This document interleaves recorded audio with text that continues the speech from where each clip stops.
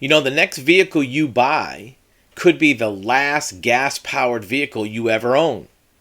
On the other hand, the next vehicle you buy could be the last electric vehicle you ever own. What do we mean by that? Well, as you know, there's a lot of pressure coming from government agencies, auto manufacturers, all kind of places to switch everybody over from gasoline to electric vehicles. Whether you agree with that or not, whether you subscribe to that idea, that's what there's a big push for. The question is it going to stick? It's still unknown whether or not the logic or the business model of electric vehicles is going to work. Is there enough chargers, or is there enough capacity? Is there enough people that want to buy them? But if it keeps going the way it is, in 3 or 4 years, there may not be many desirable gasoline vehicles available to buy. Certainly there will be some, but the good ones might not be for sale anymore. Many manufacturers are already saying they're not going to make gasoline vehicles. They're not coming out with any new models. And they're forcing dealers to only sell electric vehicles. Ford told its dealers that if you don't switch over to electric vehicle retailing, you're basically going to not have a dealership. Buick told all its dealers, we'll buy you out if you don't sell electric vehicles. It's getting so serious that they're even starting to now force airplane manufacturers to make electric airplanes. They're trying to get fuel not to be used, jet fuel, kerosene, not to be used in airplanes. So if they're trying to make electric airplanes, they must be really serious about electric cars. But is it going to work? Right?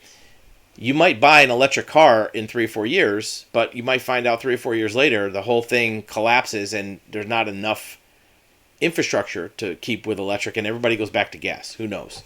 But if it goes the way it's going, there may not be gasoline cars to buy in 3 or 4 or 5 years. 2028, 2029. Look, everybody talks about 2030 as the year where all the states and manufacturers are putting a ban on gasoline vehicles. 2030, 32, 35, whatever it is. It sounds like a long ways away, but it's really not.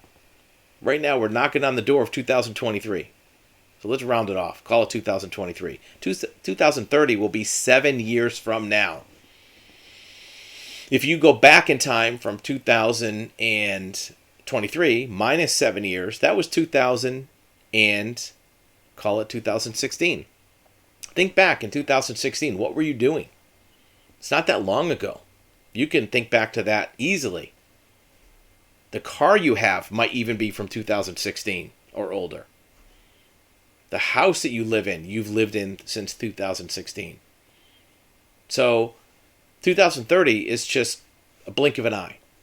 It's not that far away. So if gasoline vehicles will not be available, or really anyone that you want to buy, what are you going to do 3, 4, 5, 6 years from now?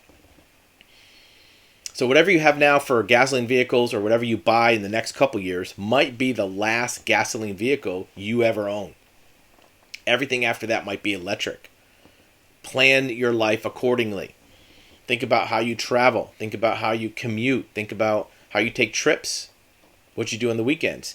It all might change because you don't think about it every day, but your fueling and refueling regimen is based on driving a couple hundred miles, stopping for a minute, filling up, driving another few hundred miles, right? You don't really have to plan a lot of time to refuel or re-extend the range of your vehicle. You don't have to plan for time. Forget about the availability of chargers, right? Because that's a whole nother story.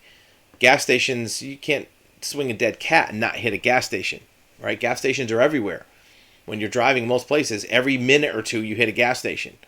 For electric, you might have to drive an hour and a half to hit a charging station. Certainly there may be more of them in a few years. Not as many as gas stations, certainly, but there will be more of them. But having one available isn't really the issue, is it? When you fill up for gas right now, it takes you a minute or two. What if it takes you an hour or two? How is that going to change going for a weekend trip? How is it going to change going for a day trip? What do you do on a Saturday? You drive through the country, you go look at the fall leaves, you go skiing. How is that going to change that trip if you have to add 2 or 3 hours for charging time into that schedule? Do you leave yourself 2 or 3 hours extra time in your trips now? You might have to in the future. Do you have a plug-in charger in your house? You need a 240 circuit, same as your dryer, your range, hot water heater, air conditioner, in your garage. Maybe you might want to do that now, because the cost of doing this is going to go up in the future. If you can get an electrician to run that now, it's still going to cost you money, but having that in your home, if it costs you $500 or $600 now, it might cost you $1,500 to $2,000 3 years down the road. That might be a good investment. Whatever you're getting your investment in stock market or your other, interest rates, saving $1,000 in 3 years on a $500 investment for a charger might be the best rate of return you get on anything. Something to think about. Put your comments below. Let us know what you think. Do you think this EV thing is going to happen, or is it going to backfire and we'll all go back to gas at some point in the future? Put your comments below.